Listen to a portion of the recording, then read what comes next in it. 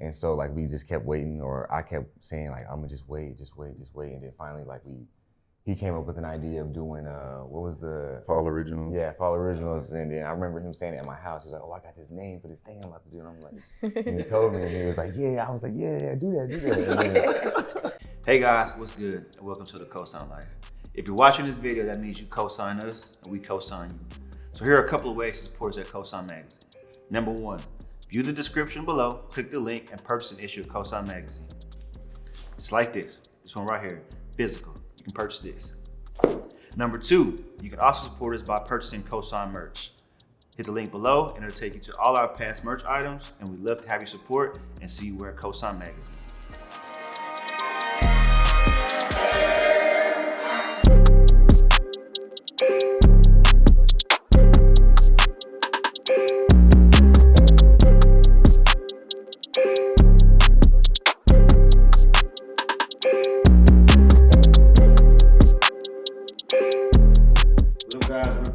Episode of COSIGN Conversations, and I'm gonna call this the creative edition. So we have the men and women behind one of Dallas rising fashion, streetwear, lifestyle brands. We have my guy Chris, Bell, and Khalil. KILAM brand. How y'all guys doing today? Man, so good. We're doing good. To have y'all. Appreciate you for having us. Man, first and foremost, I want to kind of get the backstory. So I met you, Chris, through some creative content, and you've been doing a lot of work with the brand. Right. Kind of tell me how each one of y'all met each other and how it formed this, you know what I'm saying, this three-headed monster y'all got going on. Dang. You got it. The part in my head that I remember where it started was I was getting interviewed for a magazine, and I had just met Khalil maybe 2 weeks before, and I had seen this brand, and being so tall, it's hard to find a brand where clothes fit on you good and stuff like that. So I seen him, I was like, yo, please let me wear a shirt for this little magazine. Yeah. And I had just met him, and he just was like, nah, bro, for real, like I'm gonna take care of you. Gave me a shirt and had everything, and it went crazy. And I kind of think that's how it started. And it's crazy because Bill actually had styled me for that shoot. I remember exactly what I had on, but I think it initially just started with us kind of hanging out, going out with each other, partying, and then it just kind of evolved over time to kind of be what it is now. Gotcha. So Bill, how did you get involved? Yeah, I kind of came to Chris, like he said, really was like, hey, we have similar interests. This is what I'm doing. I'm really into styling, but I still work in corporate 9 to 5, so just didn't really know how to take that next step and kind of put myself in that realm. And he was like, this is what I'm doing, and just kind of set me up and start putting me in a space to where I could create and style, and really starting with just him. And just started, like he said, making clothes for him, pants, and cutting stuff different ways to like make it fitted for him and stuff like that. And yeah, from there it just kind of took off, and I'm just like the set stylist now. See, I have the opposite problems. I'm short. So I can't really I can him too. You know what I'm saying? Yeah. All the pants be like, 32. Right. Yeah, now I need like 29. Yeah. Not the kids section? No, I'm joking. That's too far. This part we will cut. We will cut this part.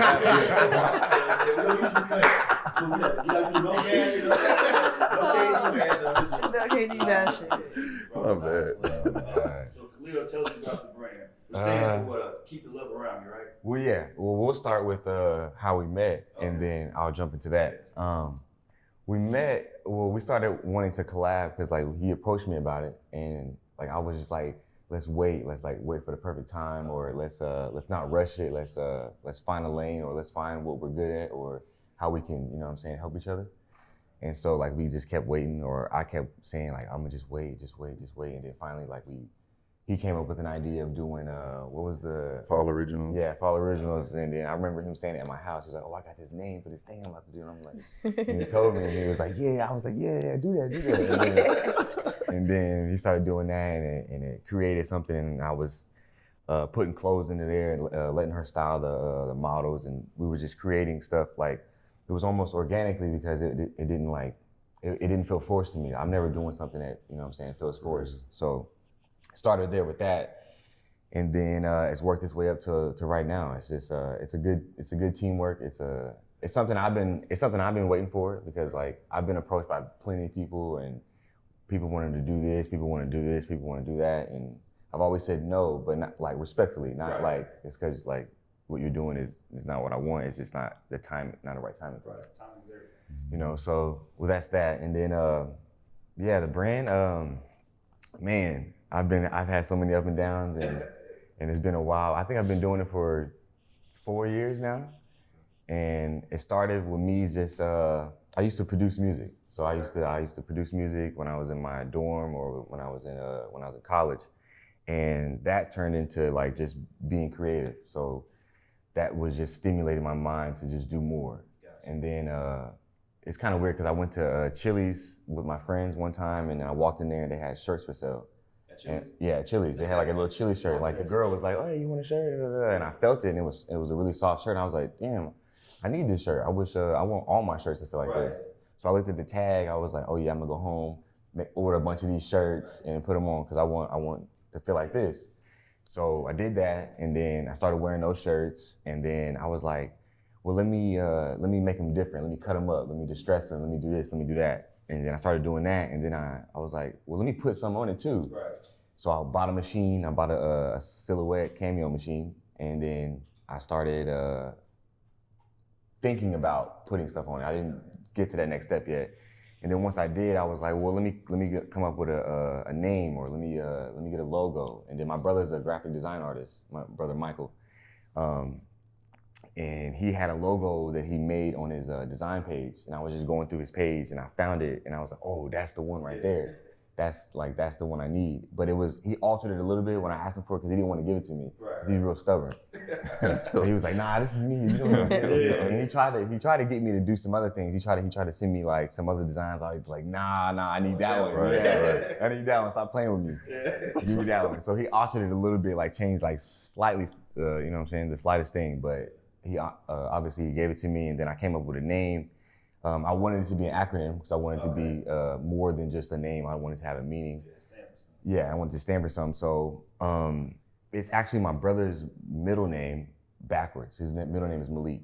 So KILAM is Malik backwards, and our names are Arabic, and Malik in Arabic means king.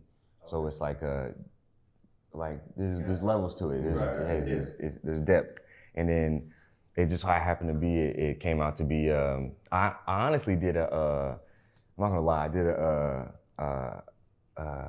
what is it? An acronym generator on the internet. Wow, I didn't know they had them. Yeah, I didn't know they had them either. I just tried it. Yeah. I was just trying. I think right there. Yeah, you know what I'm saying?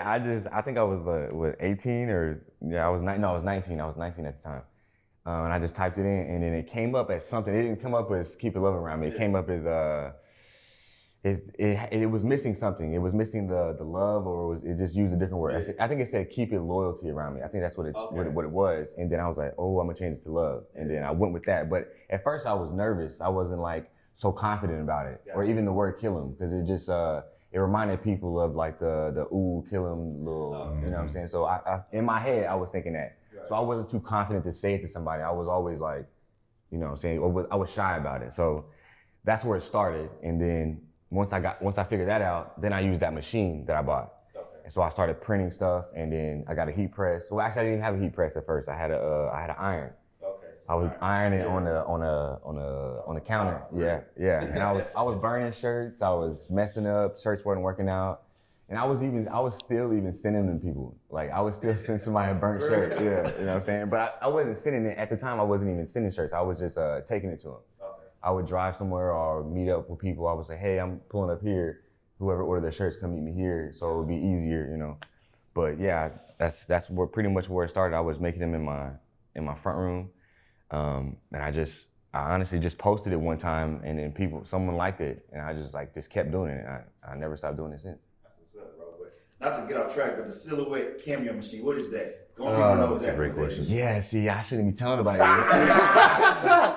No, I'm playing. I'm gonna give you this advice, right? So even though this may be like a gym, right? It's not even that. You gotta realize too that sometimes people like, even if you give them the game, yeah. But then, No. I'm definitely gonna say it, but it's not even the gym. Like, if you're into the world of, you know what I'm saying, making clothes, you know what it is. And there's a lot of, but it's mainly for like moms that do like creative stuff, like make cups with mugs with names on it or something like that. So you can use that to put it on. Like it's a machine that prints on vinyl, and you can use sticker vinyl, heat press vinyl, or whichever type of vinyl that's that type of material. You can cut on it, and then like if you use a sticker vinyl, you can make cups, you can make mugs, you can make anything you want, pretty much that has a flat surface, and you can put it on there. Or you can use heat transfer vinyl, which you can cut that out, put it on a shirt, put the heat press on it, and stick to it. So that's what I started off doing, and I mean it's done numbers. I mean I've had to replace the machine because I had that other one for like 3 years, and I just got a new one, which is a better one. It's like the Silhouette Cameo 4. Man, I started off with like the second one, but I mean it's just a machine that prints your designs, and if you know how to use the machine well, you can use it to your advantage to print a bunch of crazy stuff, and it's cheaper. It's a cheaper route than having to do a screen print. So if you do a screen print, you can obviously buy the screen print and do it yourself, but it takes a lot of time. You gotta do a process to get one print, and you have to have multiple colors. Yeah, you have a template, and you gotta have a screen. You gotta dye it overnight. You gotta spray it. You gotta clean it, and you gotta have the colors, the paint. You know, it just takes a long time. And the Cameo, if you have a simpler idea or a less complex idea, you can do it in 5 minutes, 2 minutes. So I started off with this because it was easier and it was cheaper, you know, so I wanted to take that route instead of having to ask somebody else to print my shirts and I have a minimum of 100 or 200 or 50, you know what I'm saying? So I didn't want to start out like that because I didn't have the money to do that. I was still in college, you know, I didn't think that was necessary. I wasn't even making that many shirts at the time. So it just wasn't necessary. So I took this route instead of just jumping in, because that's where a lot of people mess up. A lot of people think you have to go jump into the game doing screen printing or having somebody else do it. Like I've never once thought about, oh yeah, I need to have them make my stuff or this person. I was like, nah, I'm gonna do it so I can. It's not really a control thing, but it's like I want to make sure it's done right, or I want to just be able to do it when I want to do it instead of having to wait on somebody else's time. So let me ask you this, because I feel like a lot of creatives, when it comes to business, like there may be some hesitation to kind of invest in themselves, but when you were in college, you bought a couple machines, product. What's the estimate you would say that it took for you to get this off the ground? Man, I guess the heat press. I bought a little heat press. It was like a 12 by 12 heat press. That was like 150, and then the Cameo machine was 200, and then I mean you would just buy shirts. And which you could spend anywhere between $10 and $100, and then vinyl was kind of expensive at the time. A lot has changed since I started. Like it's crazy how much changed. But vinyl at the time, I was spending like $10 for like 3 sheets, and 3 sheets could make you know what I'm saying, like 20 shirts. It just depends on what you're doing, how big of a print you print. So I would say $500 start. Okay. Roughly. Start the brand. Yeah, and it wasn't even like I didn't think twice about it. I didn't think it was like, oh, I gotta have this much money to start. I just did it. It didn't faze me. It's like, oh, damn, I gotta save or I need to do this. No, I was just like, boom, boom, boom. And it's not like I just had the money just to do it. It was just like I bought this one first, and then I bought that one, and I bought that one. But it was more like a 3 weeks span. Okay. I did all that, and like once a week I would just do this, or whatever money I had, I'd be like, boom, I gotta get this, I gotta get that. Gotcha. That's good advice for people up and coming, because either they think they gotta invest a lot of money, or they think they all gotta do it at once. Yeah. So I want to go back to y'all collab. So Fall Originals was the first time all 3 of you guys connected. Yeah. Man, I want to talk about that, because the first one I seen was, I can't remember who the person was, but it was I want to say it was an artist outside. And you had it was the first one. Oh, Leo, Is that first that one? was the first one. That was the first one. Wow. Yeah, and that story is so crazy because I was telling Bell about that the other day. I was like, I was excited about it. So before I told Khalil, because our whole relationship, Khalil's been like, be patient, wait, it's gonna come. Be patient, slow down. You're anxious. I'm with you, but slow down. And I do get excited, you know what I'm saying? Because I'll see the vision. I'm like, nah, this has to happen now. Right. But being around him kind of made me slow down and we're like, nah, like let's be more intentional. But I had the idea one day. It was almost Christmas. I remember like the Christmas music playing, and I told Belle about it, and Belle was like, well, maybe you should slow down and write it down and let's just see how it works. And I'm like, no, let's do it tomorrow. I'm ready. But she was like, write it down. And for me, that changed everything. Whenever you write something down and you see in your mind, it's like, that's really what manifestation for me was writing it down, being intentional, getting a plan, seeing what we needed to do. So for that first one, I just really wanted to like tell a part of my story and, you know, Khalil have the clothes, Bell style people, and just be a vibe. A week before we dropped it or ended up shooting it, I reached out to an artist. I was like, hey, it would be dope instead of me just putting generic music on this video, if we could feature you and the music in the video. And that kind of was the start of something. And, you know, we just, the next couple of weeks, we kept just finding local artists, ended up working with LaVoice. You was there for Bando. It just was working with these artists and just trying to figure out how we could execute it weekly with just the same concept. So you pumping them out. Yeah, I'm trying to. So I want to ask you, what's the significance of like the backdrop with nothing on it? It's a crazy story because I bought the backdrop. It was a paper backdrop like the ones you had back here. And those are like, you know, like $80 or something like that. We was outside and the wind ripped the paper up. So when the paper got ripped, everybody's looking around. I was like, let's do it without the paper. Like, we gotta keep going. That's just that mindset. Like, we gotta keep figuring it out. But the paper literally ripped outside. And I was just like, we gotta find a plan B. And once we went with that, no backdrop, we was like, just keep doing it. Let's just keep doing it. Yeah. And the name Fall Originals. So when it first started, even when I was involved with, I thought it was like a seasonal thing. Yeah. You know what I'm saying? So is your idea seasonal, or it's gonna be all year round, you just change the concept? Or kind of give me a little more depth about how you're gonna do that. So Fall Originals first started off, it was about the season. I wanted to kind of capture all the things I loved about fall. You know, I love just the holidays, Thanksgiving, Christmas, the drinks, you know, stuff like that. But that first one that we did, I had on a shirt, and on the back of the shirt that Khalil gave me, it said, if I hadn't fallen, I wouldn't have met you. Yeah. So it started off as a season, but that as soon as I seen that picture, I'm like, nah, it's talking about falling from people's expectations, who they thought I should be. You know what I'm saying? Like my parents, you know, my ex-wife at the time, my kids, I had all these expectations of who I had to be, but I had to fall from those to just be like, nah, be Chris, be who you are. Yeah. And that message kind of transcended and kind of transformed the whole Fall Originals thing. Yeah, that was from the collection I did like 3 or 4 days before we did the first one. Yeah, for real. It just all lined up, for real. Yeah. So he saw that shirt and he was like, that's the shirt I need for the shoot. And I was like, well, let's do it. No. So for you, Bill, when you're styling, because I feel like, correct me if I'm wrong, I feel like styling, for one, you have to know somebody's personal style, but then it's like sometimes they want to do something different, so you have to come up with your own kind of ideas to kind of like bring it to the next level. So how do you approach styling, these concepts, individuals, etc.? Yeah, sure. I feel like for the most part, kind of how we just talking here, like me and Chris, Khalil, he'll have an idea what it is, and then from there we kind of select, you know, might already have an idea of what the models might look like, what we want them to look like, all that good stuff. But you're right, like I take it seriously, kind of getting to know that person, going through their Instagram, whatever, so I can see like how that person dresses already and just fitting their style into whatever the concept is, whatever we're doing, and just doing it that way to make them comfortable. Yeah, so.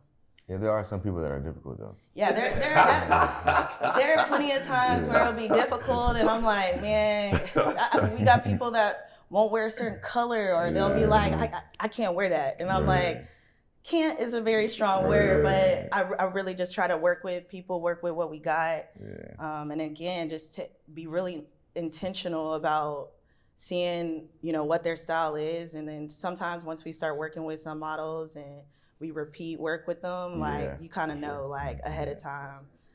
But I will say I do a lot of stalking people. Really, that's what it is. So like when they come in, I'm like, yep, I know you. I know, like, and I've already got a general. Sometimes like really what I've been doing and what I'll try to do for most of the shoots, if it's not a whole lot of models, is do like pages, lookbooks, like specific to that model. And so like if I see some kicks on their Instagram that I'm like, oh no, those would fit, like I'll drop those in there so then they can get a visual and see like some of their pieces that they might have out of their own closet, and the whole fit just makes sense. So it's just, I'm all about planning. Like my dad, he used to instill in us like proper preparation prevents poor performance. So Can you say it again? Into the camera. Into the camera. Yeah, so the 5 P's. So proper preparation prevents poor performance. So the more you prepare, the more you're prepared for things. It's just going to prevent you and alleviate, you know, all the challenges that you might face once you get to the real thing. So I'm all about planning, creating my sheets, lookbooks, and all that, so everybody knows like day of we can execute, and it's just And see, easy. I'm like mad opposite. And he's like, so he just comes in with the creative eye. He's like, I want the girls to wear this. I want them to be sexy. And I'm like, okay, Khalil, they can't be naked. Like, how do we find that balance? So like, so like I just ideas out there. so constantly just trying to work with them, take it all in, and then find that balance. We have some coming up, and they're like, he's like, I want the girls to be sexy. But I'm like, you know, they could wear the overalls. But to always make it sexy but classy. That's just kind of my style anyway. So I'm with that too. Yeah, like the sexy but classy. Where it's like it's sexy but it's implied. It's not like look at me. Exactly. There's beauty. Tasteful. I always try to keep it tasteful. And again, he's total opposite. So he comes with these wild, crazy ideas, and so I'm challenged between him, and then the models, and then I'm just like all kind of putting it together. But once I really sit down and look at those sheets and like start taking his items and okay, here's his shirt, and then I'm like, okay, these shoes, and pulling it all in, seeing the model, it all comes together with the proper planning. That's awesome. This is I want each one of you individually to touch on this one, but I feel like the theme of this interview conversation for me is collaboration over competition. I want each one of y'all to speak on it because one, y'all came together to collaborate, you know what I'm saying, with his brand. But for two, the projects that you have going on, the fall originals and everything you do, you also bring in multiple brands. So how does it work? But you know, even though y'all work together on one thing, there's multiple brands in there, so it's like everybody kind of has to put, you know, pride to the side, you know what I'm saying? This conversation is who wants to start? Let him go. It's never like a problem, but I like to separate myself from intertwining with the other ones because like I'm way more creative than to just like mesh everything together. Gotcha. So like I would rather do something else, but also do that at the same time because I'm open to do that. I'm open to help somebody or be involved in some type of creative process, but there's not a problem. It's never a problem. I'm never like, nothing's ever a problem. We can fix it. You know what I'm saying? I think it's like about setting the tone and like what we've been doing now lately with the weekly meetups and just making these open creative spaces where people can come in. I think a big part of it is like Khalil he might be another step and another level up above some brands, you know, and it might be noticeable, and, you know, we're all thinking the same thing, but it's always, he's just setting the standard and setting the tone. And like he said, it's never no beef. It's never no, I'm better than you. But I think organically, it just all kind of happens and people see that and they kind of take note. And then everybody collectively is like trying to get to the next level individually because they're like seeing the next person and I'm seeing other stylists and I'm like, dang, she's doing the thing, you know, I'm trying to get there. And then you're seeing other photographers and there's some photographers here and then there's some photographers starting up, but everybody got to start somewhere. And I think it's just about setting the tone and just like, keep going and then people are just going to follow. So it's a lot of long conversations because I have, you know, the vision of where I want to be at and then kind of, you know, Khalil is our main brand. He is our brand. So it's like, I always want to give him and let him feel that there is a differentiation between what we're doing with him and what we're doing with other people. And sometimes it's not always that easy. So we'll be on the phone like, well, I need you to come. He's like, well, I'm not trying to be like everybody else. You have to figure it out. I'm like, I'm not doing the studio again. Figure it out. And I'm like, it just puts pressure on me to have to like find new ways and open new doors and see new opportunities and keep pushing everybody as a collective. And like, when we push each other as a collective, we all grow. I think kind of back to your first question about collaboration, I was new to the city, you know, I was new to Dallas. I was trying to get into these spaces and trying to collaborate with these people and trying to be, you know, in these different places, but it just wasn't easy. So my thought was, and I was telling them, I'm like, let's just create our own space. Let's create our own thing. And like, people will tap in with us or they won't, but I don't never have to feel that feeling of I'm longing to want to be with you and you won't even give me a chance. I'm like, nah, I'm gonna create my chance and we're gonna do it over here. And I'm all for collaborating. Collaborating is what art is, you know what I'm saying? If you look at the top designers and top just different things that's going on, collaboration opens up my audience to your audience. And it just makes sense to be like, hey, like if we're kind of doing the same thing, let's grow our audiences together while we're producing this. Yeah, but a lot of people don't like that. A lot of people are shy away from that because they feel like they might be better than you or you might be better than them. Right. So they don't open that door to you. So there's a lot of other brands that might look at me, you know what I'm saying, because they think that I'm competition or something like that, but I'm not. I don't ever look at it like that. I just like to make I just like to make stuff, and then whatever you think comes from that is however you feel. So. Nah, for sure. I mean, it's been like, you know, like a stigma. Like I said, Dallas don't like to collaborate. Yeah.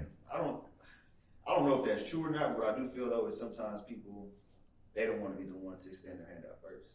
You know what I'm saying? And I'm giving from my perspective in media, I get it all the time. Like, man, you don't ever work with us. You don't mess with us, bro. It's like, bro, it's both ways. Yeah. You know what I'm saying? All you gotta do is be like, hey, I got this going on. Can you come check it out? Or I would love to work with you on this. You know what I'm saying? Right. And I would reciprocate the same thing. Right. But if you never extend, I don't even know sometimes that you're interested. Right. So like, you gotta put collaboration takes. You gotta put price to the side. Yeah. Like, hey, I have this going on. You have this going on. I feel like we can help each other. Right. How is it mutually beneficial? Yeah. If it's not mutually beneficial, sometimes it's not that time to collaborate. That time, yeah. You know what I'm saying? Because if one person wins the most, is it a collaboration? Yeah. Yeah, exactly. That's my perspective. Right. But I look at it as in, sometimes I don't even because I don't even put myself out there to even, like, I would rather go help you do what you gotta do and not even talk about my brand or not even bring it up or not even have my thing be present. I'd rather just, I'm not in like, oh, look at me type of person. I'm either like, just like let it happen. Just like I tell him like, just calm down or like, let's relax or let's let it happen organically. But I like collaborations. I like to work with other people, but it's never a big deal to not work with somebody if someone says something. Of course you want to work with somebody, or of course you want to work with somebody that has like similar ideas or the work they put in is similar to yours. So you're like, yeah, let's do that, or let's come up with this idea. But it's never, I never think about it as a long-term plan as far as like, oh, I want to work with them in 6 months, or, but if it happens, let's do it. Gotcha. You know? Got a couple more questions for you guys. One, you started off, like you said, with the ironing on shirts and all that. Yeah. But one thing that y'all talked about, which I can see, you know, very well, is the quality of your brand. So, you know, I don't want to have you give away all the free game, but, you know, just kind of talk about the process of developing an actual brand and not just making t-shirts. You know what I'm saying? Because from what I see, it's a real brand. Like, you have different pieces. Like, the quality is there. It's not just green and all that. So talk about that process of developing. Oh, man. What it takes. You got a real brand? Man, that's a tough one because it took a while. It started out like t-shirts, obviously, and then I don't know. I just kept seeing other brands. I'm like, man, how did they get that, or how did they make that? And for the longest time, I didn't know. I was just blind to it, or I was just like, I'm not at that level because I've always been like, it is not my time yet. I just haven't received the information yet. So over time, I've gotten little bits and pieces of, oh, I got to go here to do this. I got to go here to do this. But I would say you would just have to like, you just got to think outside the box. Like, so if you want if you touch a shirt or if you think someone's shirt is great quality, you got to think like someone made this. So find out where they made it. It's either they made it overseas or someone in LA made it or someone in New York made it.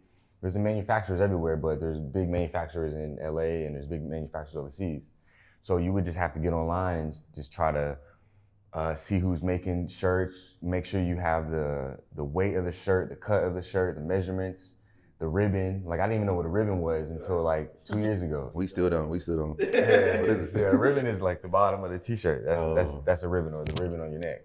You know what I'm saying? So like, I didn't know what that was, but like some of that stuff is like important because if you go to a manufacturer and you ask them to make you a t-shirt, they'll make you what they think you want. Right. So, but if you go to them with the ribbon cut, all the details, you'll get exactly what you want. And then that's how you come up with the things that you actually need. So I would say there's no really like, there's no really like gym to it. You just have to find a manufacturer, go to them with exactly what you want, and then they will be able to make it. And you get samples and you test stuff and you try different colors, try different patterns. You just have to do a little bit more research than the average person. If you just in it for the money, then you probably won't take it that far. Or if you have someone else do it for you.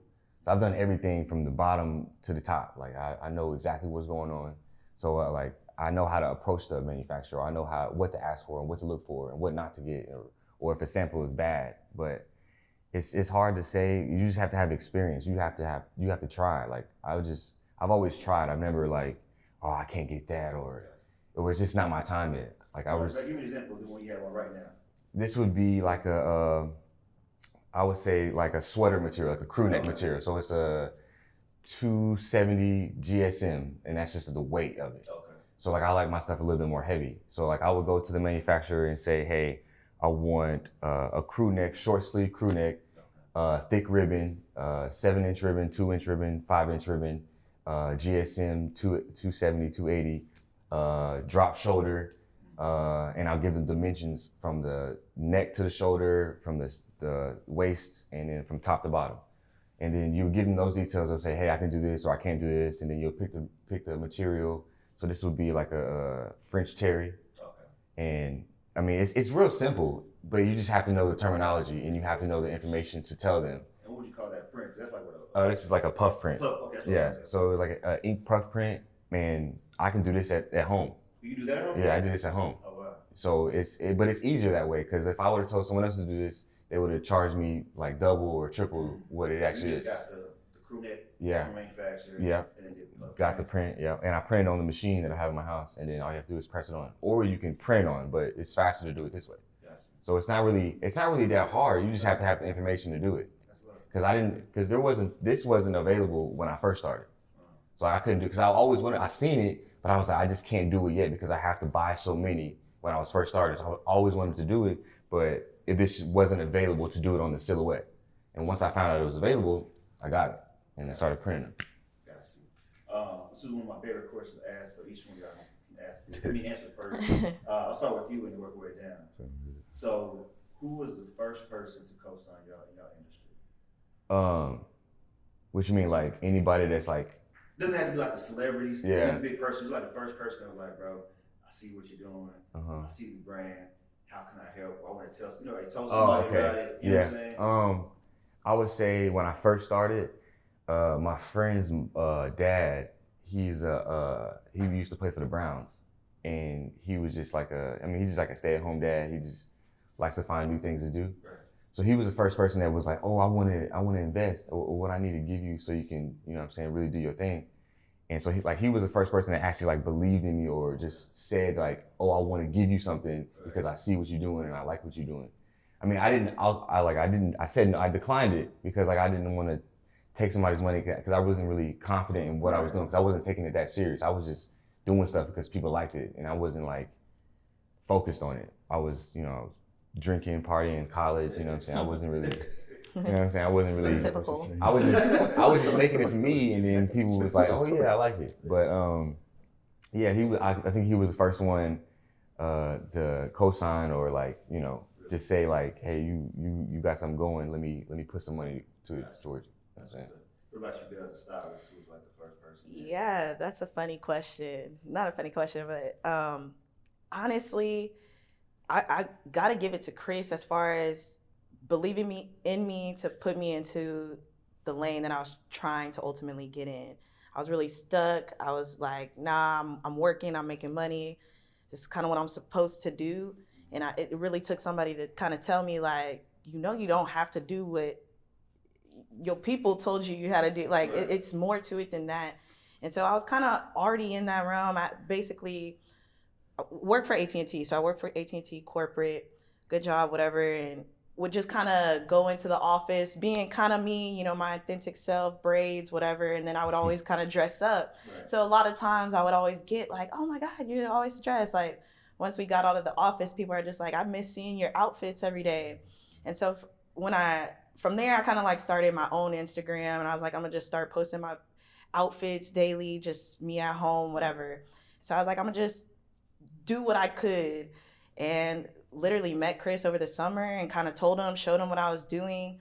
I brought him upstairs to my crib, was like, showed him the rack I had. I was like, this is how I still use the rack. I'm like, literally was showing him how I'm all about planning and thinking ahead. So I'm like showing him how I plan my outfits for work.